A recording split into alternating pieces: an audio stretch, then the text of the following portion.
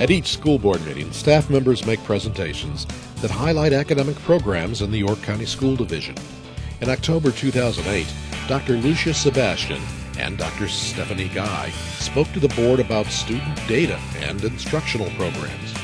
This evening, Dr. Stephanie Guy, Director of Academic Services and Educational Technology, will join me in sharing information related to student data and instructional programs. These are exciting times as we have many opportunities to utilize data to help us provide an excellent educational program for all of our students. Let's begin with SAT and AP test. Through your support, we provide PSAT administration for all 10th grade students. York County School Division has been working on the development of a K-12 writing model. All York County schools also completed a required AP College Board audit, and working with AP teachers in this process, common syllabi were created and have been approved for each AP course. We have also added AP classes online for students through AP Virtual Virginia. One of the major goals for the Committee for Minority Affairs is to increase participation for minority students in taking AP classes. Our guidance departments and school liaisons provide students and their parents information on a variety of course offerings, and Stephanie will share the data related to that. Thank you, Dr. Sebastian. The first three slides I'll present this evening address student performance on the SAT. This first slide compares the 2008 performance of students in the York County School Division with student performance at the state and national level. As you can see, the division average exceeds both the state and national average on all three subtests. The second slide demonstrates student performance on the SAT over time. Performance remained unchanged in critical reading for 2008. However, we saw increases on both the writing and math subtests from previous years. This slide addresses one of the objectives for the division regarding minority student achievement. Although we did see more than a 25% increase in the number of African American students taking the SAT test from 2004 to 2007, the total number declined in 2008, as did the total number of test takers. African American students made up 10% of all test takers and 13% of the senior class in 2008.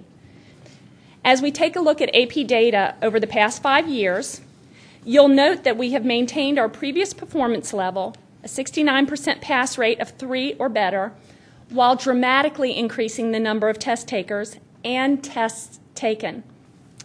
With regard to our African American students, we maintain prior levels of student participation and increase the number of tests taken by each student. We're now going to transition into the areas of accreditation and adequate yearly progress, or AYP. Accreditation is the process that we follow from the state, and we must meet or exceed the benchmarks established by the Virginia Department of Education in the 4 major content areas: English, history, science, and mathematics. AYP is based on meeting annual benchmarks in reading and mathematics that are prescribed by the federal government and set forth in the No Child Left Behind, or NCLB Act of 2001. AYP ratings are based on overall student achievement and achievement in subgroups for reading and mathematics. When we look at the benchmarks for state accreditation, you will note that the benchmarks remain constant over the period of testing. There is no change. AYP, however, is a different story.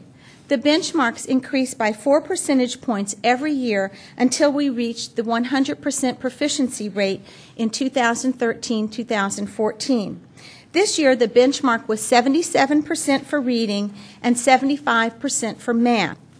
It's important to remember that in order to make AYP, schools and the division as a whole must meet or exceed 29 benchmarks for participation in statewide testing, including achievement in math and reading. We also must meet or exceed benchmarks for attendance or science for the elementary and middle schools, or graduation for high schools. But it's really important to remember that missing any single benchmark may result in the school or the school division not making AYP. Dr. Guy is now going to walk you through the AYP and the SOL data. This first slide illustrates the performance of our elementary schools. Numbers in black indicate that the school met AYP. Numbers in blue indicate that the number of students in the group was less than 50, too small for AYP calculations. Numbers in red indicate where we missed AYP. As you can see from the slide, we missed AYP for one elementary school. The subgroup of black students and the subgroup of disadvantaged students missed the AMO in English performance. This second slide illustrates the performance of our secondary schools. You'll note that there are numbers in black that are shaded in green and yellow. The green shading indicates that we made AYP, not by meeting the AMO, but by reducing the failure rate from the previous year by 10%. As you can see, we missed AYP at 3 of our 4 middle schools and 1 high school. We also missed AYP at the division level, 1 of 29 targets, with the pass rate for disadvantaged students in math performance falling 1 percentage point below the AMO of 75%. And at this time, I'll share the Standards of Learning Preliminary State Accreditation Status Report. Beginning with our elementary schools. All schools are accredited. Accreditation ratings are based on the achievement of students on the grades 3, 4, and 5 Standards of Learning assessments administered in the spring in English, math, history, and science. This slide illustrates our middle schools. Again, all schools are accredited. Accreditation ratings are based on the achievement of students on the grades 6, 7, and 8 Standards of Learning assessment administered in the spring in English, mathematics, science, and history, and end-of-course tests in Algebra 1 and Geometry. The final slide this evening is with regard to high schools. All high schools are accredited, and the accreditation ratings are based on the achievement of students on the end-of-course Standards of Learning assessments administered during the summer, fall, and spring in English, mathematics, history, and science. All of our schools are accredited, and our community should be proud of the work of our children and staff to reach such an achievement. Thank you. As you've heard and read about how our schools and various subgroups are performing, we continue to delve deeper into data analysis at the individual school and the division level. We are drilling down to the student and teacher level to address areas that need support, additional instruction, and remediation. Some of the things that we're doing: our educational operating plans are in place for each school, and target goals and objectives are addressing and revising and utilizing a variety of data sources such as SOL, AYP, and attendance data. Professional development plays a large role in assuring that our teaching and leading staff have the information and the strategies to implement the curriculum to develop assessments that will guide daily instruction. Additionally, there are a variety of remediation and intervention programs during and after the school day. Through your support, we have a variety of initiatives that will help address improving performance. These include, but are not limited to, the following. We now have Assessment Compliance and Intervention Specialists, or ACIs, in 5 of our elementary schools.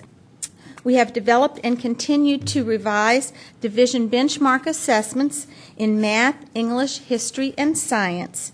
We launched the new elementary math model this year. Elementary math teachers and paraeducators received training on these newly purchased intervention materials prior to the start of the school year. You also approved the purchase of new instructional materials for secondary math classes. Grade 6 teachers and administrators received training on new intervention programs entitled Math Buddies and provided differentiated opportunities for hands-on instruction. And finally, block scheduling in grade 6 will increase instructional time, and grade 6 core teachers and administrators also received training on working in the block prior to the start of this school year. This concludes our data overview this evening.